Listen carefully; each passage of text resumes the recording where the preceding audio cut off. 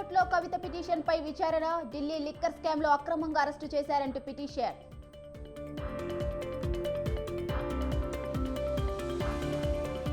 నేడు ఢిల్లీలో CWC CEC భేటీలు. Manifesto Lok Sabha అభ్యర్థులపై చర్చ.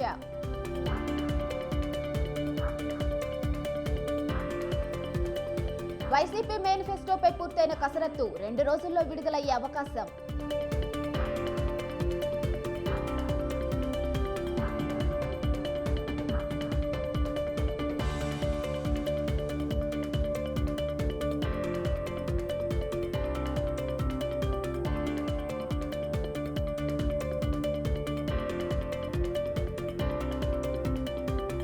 ప్రజాభవన్ ప్రజావాణికి బ్రేక్. జూన్ 7న తిరిగి ప్రారంభం.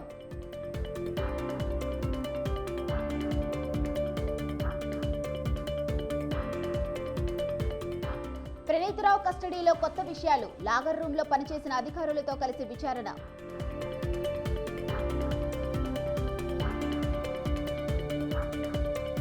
తెలుగు రాష్ట్రాల్లో అకాల వర్షాలు. పలు జిల్లాలకు యెల్లో అలర్ట్.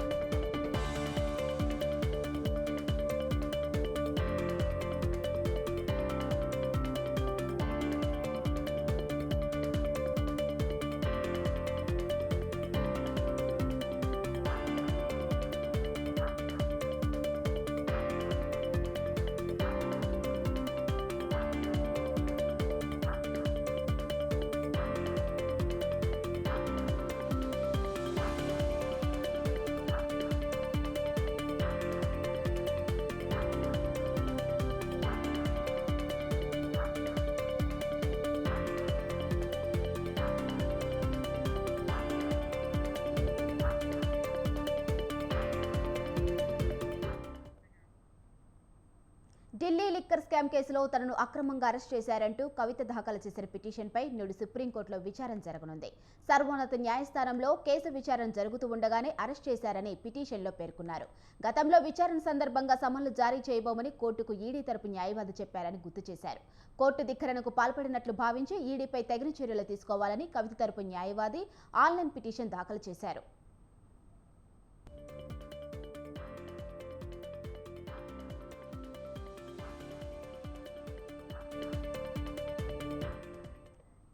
ఇక ఢిల్లీ మద్యం కేసులో ఈడీ తనపై ఎలాంటి బలవంతపు చర్యలు తీసుకోకుండా చూడాలని, మహిళలను దర్యాప్తు కార్యాలయాలకు పిలిచి విచారించకుండా ఇంటి వద్దనే విచారించాలని నిరుడు మార్చిలో కవిత సుప్రీంకోర్టును ఆశ్రయించారు. గతంలో ఈ పిటిషన్ను విచారించిన సుప్రీంకోర్టు ధర్మాసనం కేంద్ర మాజీ మంత్రి చిదంబరం సతీమణి నళిని చిదంబరం, పశ్చిమ బెంగాల్ ముఖ్యమంత్రి మమతా బెనర్జీ మేనల్లుడు అభిషేక్ బెనర్జీల పిటిషన్లతో ట్యాగ్ చేసింది. ఈ నెల 15న సుప్రీంకోర్టు న్యాయమూర్తులు జస్టిస్ బేరా ఎం త్రివేది, జస్టిస్ పంకజ్ మిత్తలతో కూడిన ద్విసభ్య ధర్మాసనం విచారణ జరిపింది. కవిత తరపున సీనియర్ న్యాయవాది విక్రమ్ చౌదరి వాదనలు వినిపించారు. అయితే ఈ కేసును ఇవాల్టికి వాయిదా వేశారు. నిన్న కవిత వేసిన పిటిషన్ దాఖలు చేయగా గత పిటిషన్తో కలిపి రెండింటినీ ఇవాళ సుప్రీం ధర్మాసనం విచారించనుంది.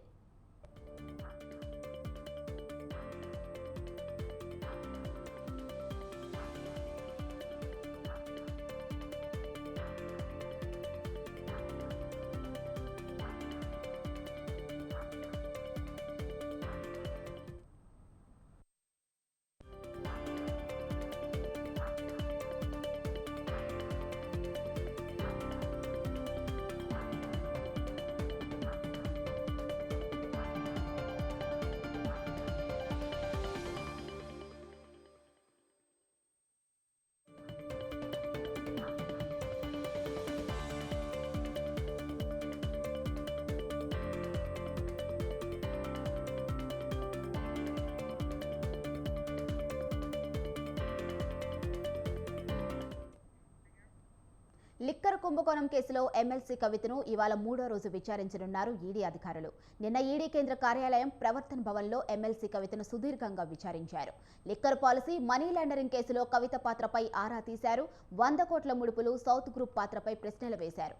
మనీష్ సిసోడియా, కేజ్రీవాల్తో ఒప్పందాలపై ప్రశ్నల వర్షం కురిపించారు. ఈ కేసులో నిందితులు ఇచ్చిన వాంగ్మూలంపై ఆరా తీశారు. లిఖితపూర్వకంగా, మౌఖికంగా కవితను ప్రశ్నించారు ఈడీ అధికారులు.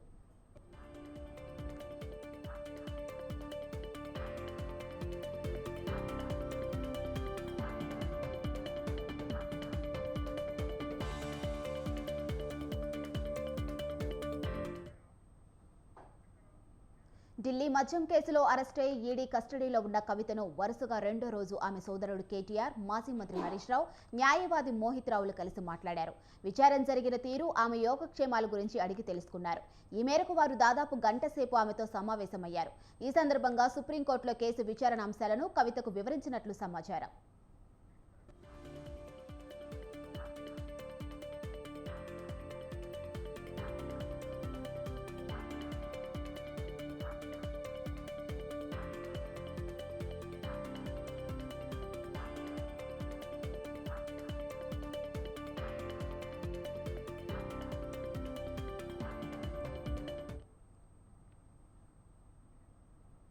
ఢిల్లీ సీఎం అరవింద్ కేజ్రీవాల్, మాజీ ఉప ముఖ్యమంత్రి మనీష్ సిసోడియా వంటి ఆప్ అగ్రనేతలతో బీఆర్ఎస్ ఎమ్మెల్సీ కవిత కుమ్మక్కయ్యారని ఈడీ స్పష్టం చేసింది. ఢిల్లీ లిక్కర్ పాలసీ రూపకల్పన, అమలు ద్వారా అక్రమంగా ప్రయోజనాలు పొందాలని చూశారని ఈడీ పేర్కొంది. ఈ మేరకు ఢిల్లీ లిక్కర్ స్కామ్ కేసులో కవిత అరెస్ట్ పాత్రపై ఈడీ అధికారిక ప్రకటన విడుదల చేసింది.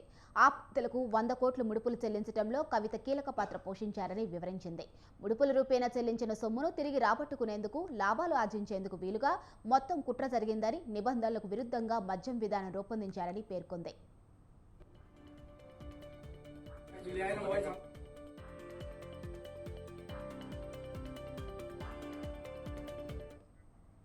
ఇక హైదరాబాద్లో తాము సోదాలు నిర్వహిస్తున్నప్పుడు కవిత బంధువులు, సహచరులు తమను అడ్డుకున్నారని ఈడీ తెలిపింది.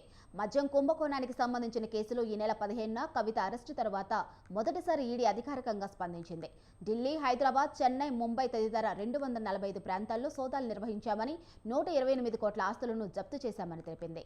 సిసోడియాతో పాటు సంజయ్ సింగ్, విజయ్ నాయర్ వంటి ఆప్ నేతలను అరెస్ట్ చేశామని పేర్కొంది. కుంభకోణంపై ఇంకా దర్యాప్తు జరుగుతుందని తెలిపింది. ఢిల్లీలోని మనీ లాండరింగ్ నిరోధక చట్టం ప్రత్యేక కోర్టు ఈ నెల 23 వరకు కవితకు రిమాండ్ విధించడంతో పాటు విచారణ నిమిత్తం ఈడీ కస్టడీకి అప్పగించినట్లు పేర్కొంది.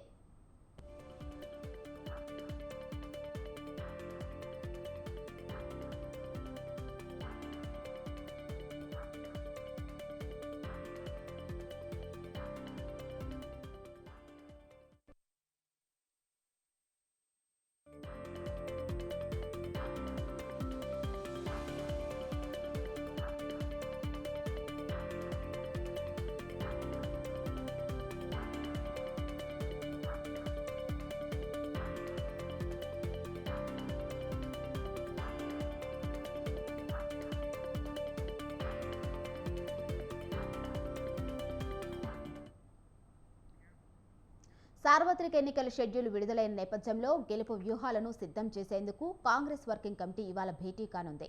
కాంగ్రెస్ అధ్యక్షుడు మల్లికార్జున ఖర్గే అధ్యక్షతన జరిగే ఈ భేటీలో మాజీ అధ్యక్షులు సోనియా గాంధీ, రాహుల్ గాంధీలతో పాటు కీలక నేతలు హాజరు కానున్నారు. ఈ భేటీలో లోక్సభ ఎన్నికల మేనిఫెస్టోకు తుది రూపు ఇవ్వనున్నారు. ఇక రైతులు, మహిళలు, యువత, బలహీన వర్గాల లక్ష్యంగా భాగీదారీ న్యాయ్, కిసాన్ న్యాయ్, నారీ న్యాయ్, శ్రామిక్ న్యాయ్, యువ న్యాయ్ పేరిట ఇప్పటికే తన హామీలను ప్రజల ముందుంచిన కాంగ్రెస్ వాటిపై నేతలకు మార్గనిర్దేశం చేయనుంది. పంటల కనీస మద్దతు ధరకు చట్టబద్ధత కల్పించడం, రైతులకు వడ్డీ లేని రుణాలు, ప్రస్తుతం కేంద్రం అందిస్తున్న సాయం పెంపు, యువత కోసం 30 లక్షల ఉద్యోగాల భర్తీ, ప్రభుత్వ లేక ప్రైవేట్ రంగంలో 25 సంవత్సరాల కంటే తక్కువ వయసు ఉన్న ప్రతి డిప్లొమా లేక డిగ్రీ హోల్డర్కు అప్రెంటిస్షిప్ శిక్షణకు 1 లక్ష సాయం వంటి హామీలపై చర్చించనుంది. 30 ఏళ్లలోపు యువత, స్టార్టప్లకు నిధులు సమకూర్చడానికి 5,000 కోట్ల కార్పస్ ఫండ్ ఏర్పాటు, పేపర్ లీకేజీల నివారణకు ప్రత్యేక చట్టం, మహిళల కోసం నిరుపేద కుటుంబంలోని ఒక మహిళకు ఏడాది 1 లక్ష సాయం వంటి 25 హామీలపై చర్చించనుంది. ఇక ఎన్నికల్లో పోటీ చేసే అభ్యర్థులకు సంబంధించి ఇప్పటికే పలుమార్లు భేటీ అయిన కేంద్ర ఎన్నికల కమిటీ మళ్లీ సమావేశం కానుంది. ఇప్పటికే 2 విడతలుగా 82 మంది పేర్లను ప్రకటించిన సీఈసీ మొదటి జాబితాలో 39 మంది, రెండో జాబితాలో 43 మంది అభ్యర్థులను ప్రకటించింది. ఇవాళ మరికొంతమంది అభ్యర్థులను ప్రకటించనుంది. ఇవాళ తెలంగాణలో పెండింగ్ లో ఉన్న 13 లోక్సభ స్థానాలకు అభ్యర్థులను ప్రకటించే అవకాశం ఉంది. మొదటి లిస్టులో మహబూబ్ నగర్, మహబూబాబాద్, జహీరాబాద్, నల్గొండ స్థానాలకు అభ్యర్థులను ప్రకటించింది కాంగ్రెస్. ఇక మిగిలిన అభ్యర్థుల జాబితాను ఇవాళ ప్రకటించే అవకాశం ఉంది. భేటీలో పాల్గొనేందుకు తెలంగాణ ముఖ్యమంత్రి రేవంత్ రెడ్డి నిన్న మధ్యాహ్నం ముంబై నుంచి నేరుగా ఢిల్లీ చేరుకున్నారు. సీఈసీ సభ్యుడు ఉత్తమ్ కుమార్ రెడ్డి, సిడబ్ల్యూసీ సభ్యుడు దామోదర్ రాజనరసింహ ఇవాళ ఢిల్లీ చేరుకునే అవకాశం ఉంది.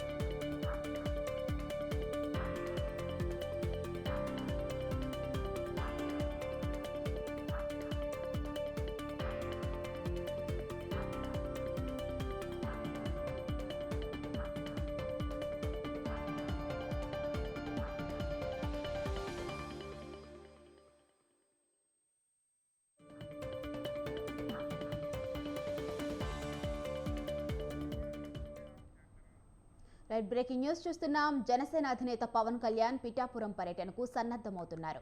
పిఠాపురం అసెంబ్లీ స్థానం నుంచి పోటీ చేస్తానని పవన్ ప్రకటించారు. వచ్చే వారంలో పిఠాపురంలో ఆయన పర్యటించనున్నారు.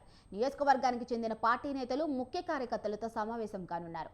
పోటీ చేస్తానని ప్రకటించిన తరువాత తొలిసారి నియోజకవర్గానికి పవన్ కళ్యాణ్ వస్తూ ఉండటంతో అంత ఆసక్తికరంగా మారింది.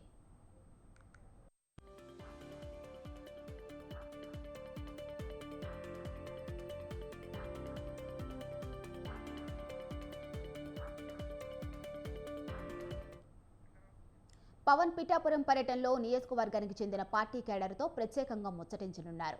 నియోజకవర్గంలో ఉన్న సమస్యలు, పెండింగ్ పనులపై పవన్ కళ్యాణ్ దృష్టి సారించనున్నారు. పర్యటనలో కూటమిలోని 3 పార్టీల నేతలు, కార్యకర్తలతో ప్రత్యేకంగా భేటీ కానున్నారు. కాగా పవన్ కళ్యాణ్ గెలుపు బాధ్యతలను టికెట్ ఆశించిన వర్మకు చంద్రబాబు నాయుడు అప్పగించారు.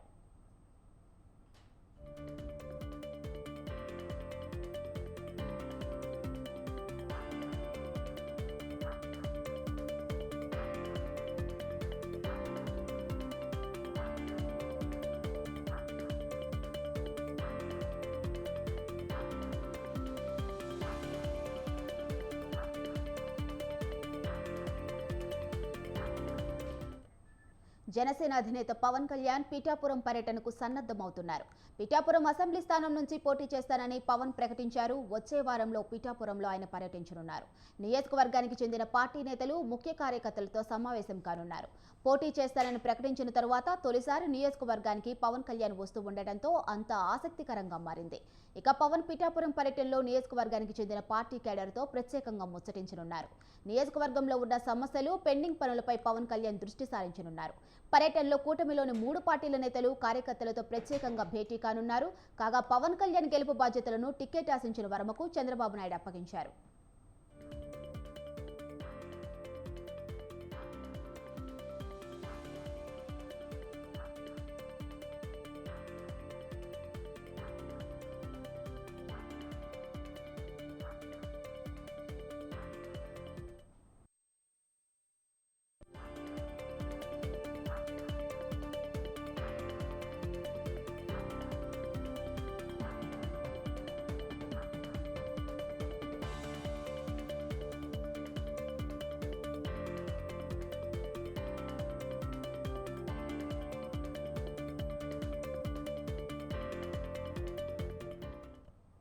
రైట్, బ్రేకింగ్ న్యూస్ చూస్తున్నాం.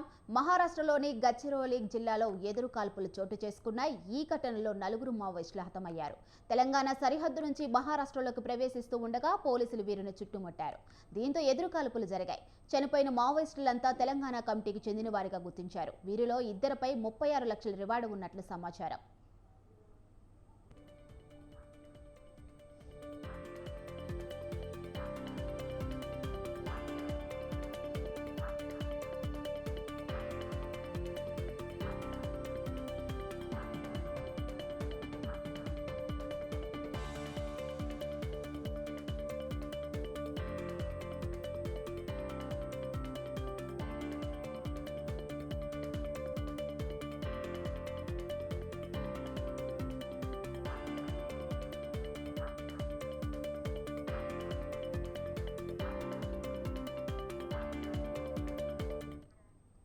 మహారాష్ట్రలోని గడ్చిరోలి జిల్లాలో ఎదురుకాల్పులు చోటు చేసుకున్నాయి.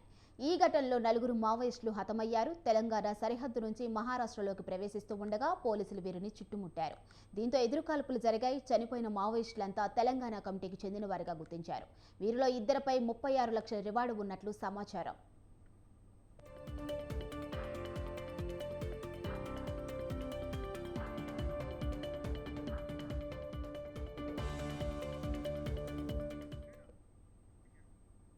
మేము సిద్ధం పేరుతో ఎన్నికల ప్రచారానికి ఏపీ ముఖ్యమంత్రి జగన్మోహన్ రెడ్డి సిద్ధమవుతున్నారు. లోక్సభ, అసెంబ్లీ ఎన్నికల ప్రచారంలో భాగంగా రాష్ట్ర వ్యాప్తంగా బస్సు యాత్ర చేయాలని నిర్ణయించారు.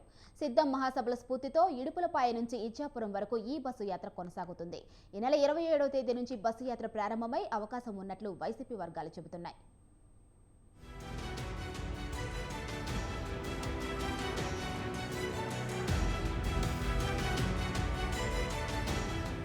ఏపీలో ఎన్నికల షెడ్యూల్ విడుదలైంది.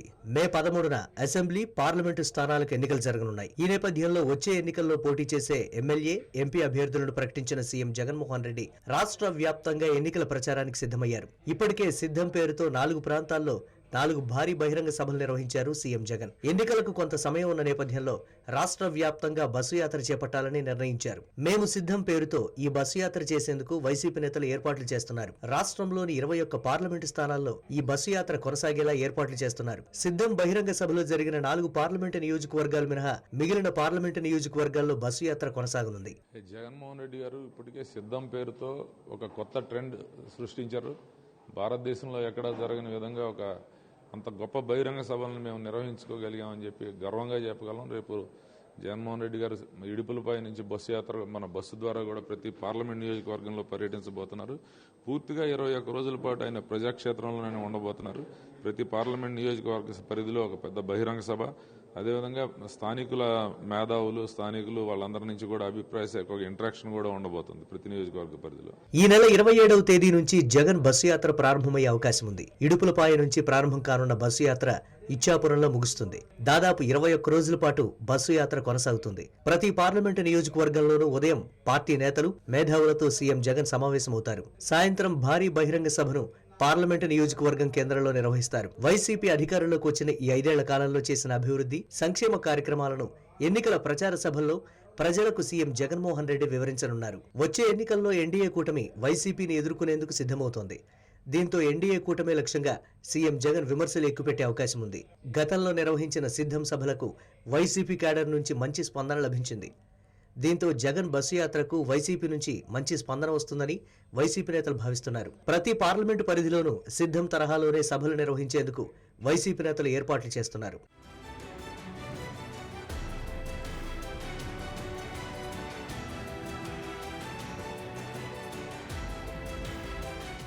ఇప్పటికే అభ్యర్థులను ప్రకటించారు సీఎం జగన్మోహన్ రెడ్డి. అభ్యర్థులు వారి వారి నియోజకవర్గాల్లో ప్రచారం కూడా సాగిస్తున్నారు. మరోపక్క వైఎస్ జగన్ బస్సు యాత్రతో ఎన్నికల ప్రచారానికి సిద్ధమవుతున్నారు. అంతకంటే ముందే ఎన్నికల మేనిఫెస్టోను ప్రకటించేందుకు ఏర్పాట్లు చేసుకుంటున్నారు. వచ్చే ఎన్నికల్లో వైసీపీ అధికారంలోకి వస్తే ఎలాంటి సంక్షేమ పథకాలు అమలు చేయాలనే అంశానికి సంబంధించి పార్టీ ముఖ్య నేతలతో క్యాంపు కార్యాలయంలో సీఎం జగన్మోహన్ రెడ్డి సమావేశం నిర్వహించారు. గత ఎన్నికల్లో ఇచ్చిన మేనిఫెస్టోలని 99% హామీలు అమలు చేశామంటున్న వైసీపీ వచ్చే ఎన్నికల్లో ప్రజాకర్షక హామీలు ఇచ్చేందుకు సిద్ధమవుతోంది.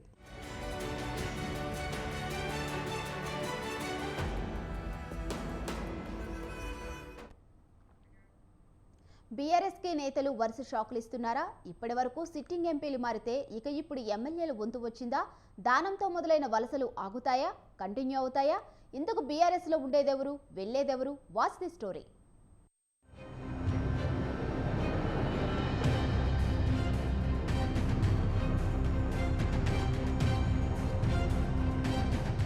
తెలంగాణలో బీఆర్ఎస్ కి వరుస షాకులు తగులుతున్నాయి. నేతలు వరుసగా పార్టీ మారుతున్నారు. ఇప్పటి వరకు సిట్టింగ్ ఎంపీలు మారగా ఇప్పుడు సిట్టింగ్ ఎమ్మెల్యేల వంతు వచ్చింది. రాబోయే రోజుల్లో బీఆర్ఎస్ ఎమ్మెల్యేలు హస్తం పార్టీకి చేరతారని ఆ పార్టీ నేతలు బీఆర్ఎస్ కు సవాల్ విసురుతున్నారు. గతంలో బీఆర్ఎస్ అనుసరించిన వ్యూహాన్ని అమలు చేస్తామని అధికార పార్టీ నాయకులు చెబుతున్నారు.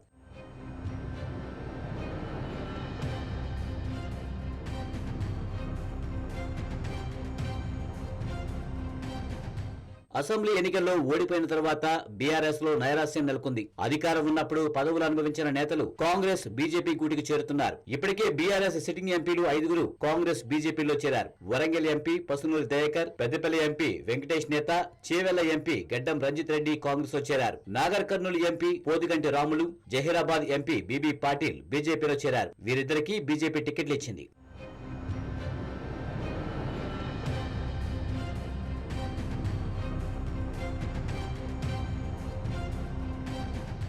ఇక హుజూర్ నగర్ మాజీ ఎమ్మెల్యే సైదిరెడ్డి బీజేపీలో చేరగా నల్గొండ ఎంపీ అభ్యర్థిగా అవకాశం ఇచ్చింది. వర్ధనపేట మాజీ ఎమ్మెల్యే ఆడూరి రమేష్ ఇటీవల కిషన్ రెడ్డి సమక్షంలో బీజేపీలో చేరారు. వరంగల్ లోక్సభ బీజేపీ అభ్యర్థిగా ఆరూరికి అవకాశం దక్కుతుందని ప్రచారం జరుగుతుంది. హైదరాబాద్ మాజీ మేయర్ బొంతు రామ్మోహన్ ఇప్పటికే కాంగ్రెస్ గూటికి చేరారు. పట్నం మహేందర్ రెడ్డి, అతని సతీమణి సునీత మహేందర్ రెడ్డి కాంగ్రెస్ పార్టీలో చేరారు.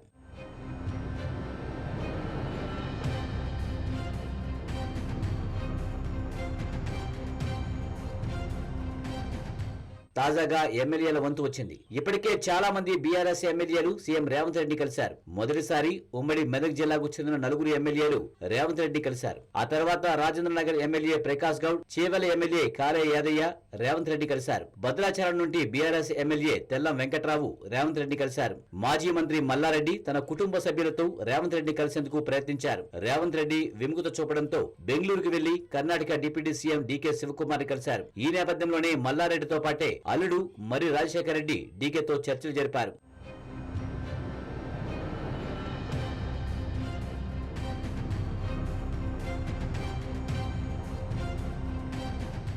బీఆర్ఎస్ నుండి ఎమ్మెల్యేల్లో మొదటి చేరిక మాత్రం దానం నాగేందర్ తో మొదలైంది. తెలంగాణ కాంగ్రెస్ వ్యవహారాల ఇన్ఛార్జ్ దీపదాస్ మున్షి సీఎం రేవంత్ రెడ్డి సమక్షంలో దానం నాగేందర్ కాంగ్రెస్ కండువా కప్పుకున్నారు. దీంతో బీఆర్ఎస్ కి గ్రేటర్ హైదరాబాద్ నుండే తొలి దెబ్బ తగిలింది. త్వరలోనే కొంతమంది ఎమ్మెల్యేలు కాంగ్రెస్ లో చేరతారనే ప్రచారం జరుగుతుంది. రాజేంద్రనగర్ ఎమ్మెల్యే ప్రకాష్ గౌడ్, చేవెళ్ల ఎమ్మెల్యే కాలే యాదయ్య, భద్రాచలం ఎమ్మెల్యే తెల్లం వెంకట్రావు తర్వాత వరుసలో ఉన్నారని సోషల్ మీడియాలో వార్తలు వైరల్ అవుతున్నాయి. మరోవైపు కొంతమంది బీఆర్ఎస్ ఎమ్మెల్యేలు పార్టీ మారిన దానం నాగేందర్ పై అనర్హత వేటు వేయాలని స్పీకర్ ను కలిసి పిటిషన్ ఇచ్చారు.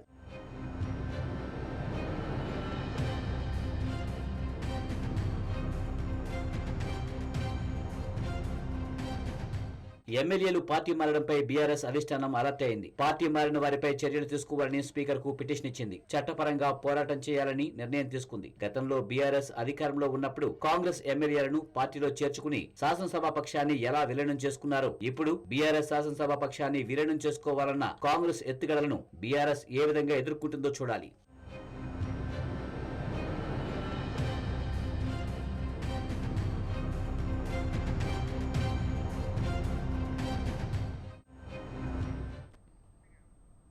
రష్యా అంటే వ్లాదిమిర్ పుతిన్, పుతిన్ అంటే రష్యా. ఇది మరోసారి రుజువైంది. విమర్శలు ఎన్ని ఉన్నా అనుకున్నది సాధించి చూపడంలో తనదైన శైలిని సొంతం చేసుకున్న నేత వరుసగా 5వసారి అధ్యక్షునిగా రికార్డు స్థాయిలో 87% ఓట్లతో నెగ్గారు.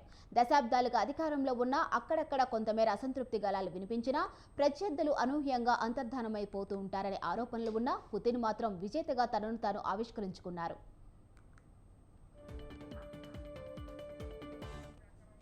ఇక పుతిన్కు అభినందనల సందేశాలు పంపిన వారిలో భారత ప్రధాని నరేంద్ర మోదీ, చైనా అధ్యక్షుడు జిన్పింగ్, ఉత్తర కొరియా నేత కిమ్ జోంగ్ ఉన్ తదితరులు ఉన్నారు.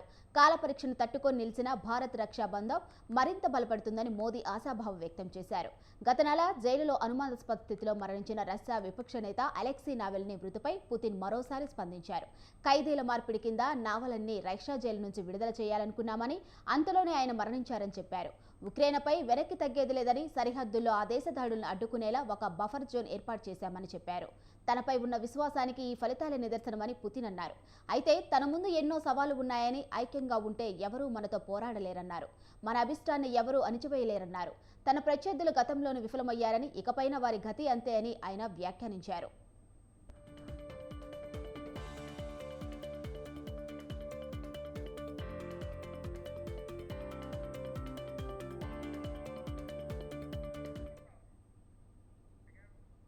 ఇవి బులెటిన్ అప్డేట్స్. చూస్తూనే ఉండండి స్వతంత్ర.